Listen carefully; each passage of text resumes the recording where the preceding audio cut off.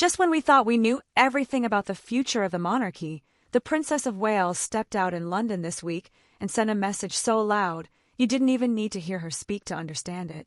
After a year that can only be described as a roller coaster of health battles, public scrutiny, and endless rumors, Kate Middleton is back. But this wasn't just a standard royal wave and a smile. Her visit to the Anna Freud Center on November 27th revealed a very different side of the princess, one that is bolder, more independent, and according to some insiders, finally taking full control of her narrative. If you looked closely at the images circulating online, you might have noticed something striking. It wasn't just the lighter, fresher hair that fans are obsessing over, or even the confident solo appearance without Prince William by her side. It was the specific choice of her outfit, a bold, houndstooth-style dress that royal watchers immediately flagged as Diana-coded.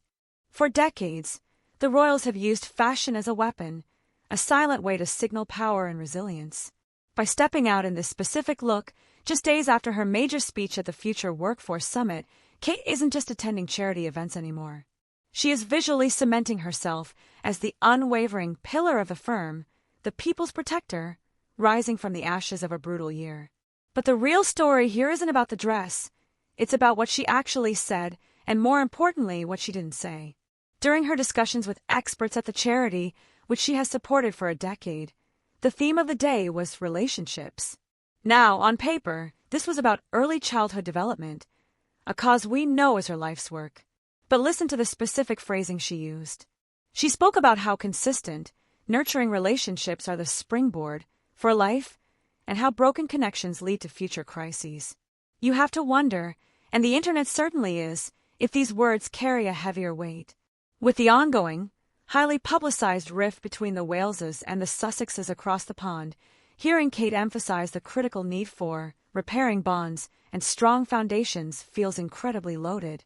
Is she strictly talking about toddlers, or is this a subtle, dignified nod to the fractures within her own family? Reports suggest that Kate has been the peacemaker behind the scenes for years, but this public focus on broken relationships might be her way of drawing a line in the sand. It's a masterclass in soft power, addressing the elephant in the room without ever actually acknowledging it. Beyond the family drama, there's a massive professional shift happening right now that many people are missing. For years, critics claimed Kate was just a shaker of hands, a figurehead with no real power.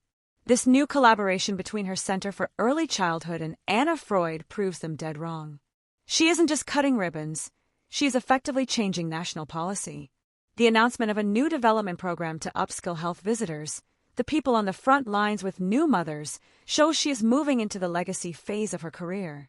She is building a framework that will outlast her, shifting from a princess who visits hospitals to a future queen who changes how the healthcare system operates.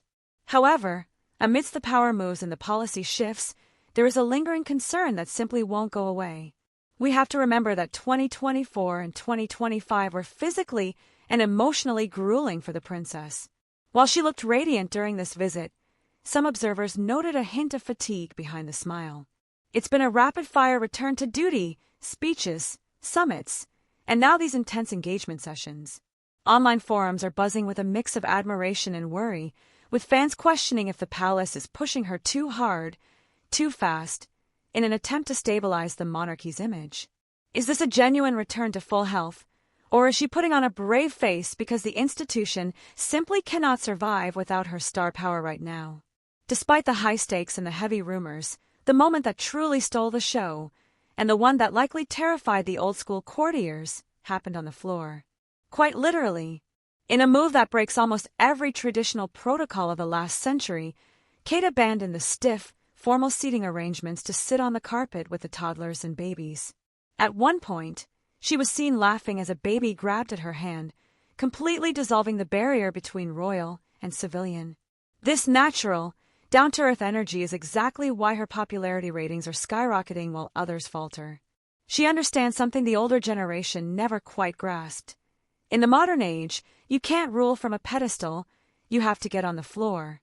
Experts like Professor Eamon McCrory, the CEO of Anna Freud, noted how quickly parents opened up to her, sharing their deepest struggles. That kind of trust isn't bought, it's earned.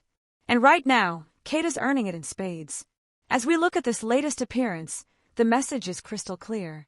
The weighty Katie of the early 2000s is gone. The nervous Duchess is gone. What we are seeing now is a queen-in-waiting who is completely reshaping the role to fit her vision.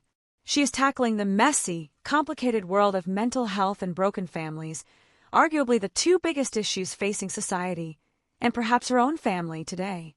But as she pours her energy into fixing the nation's relationships, the question remains, can she fix the ones closer to home, or has she decided that her duty to the public now outweighs the drama of the private sphere? The way she is moving suggests she is done looking back. She is building a new future, one where she calls the shots. And honestly, we are here for it. What do you think about Kate's cryptic comments on relationships? Was she throwing shade, or just sticking to the script? And do you love the new look? Let me know in the comments below.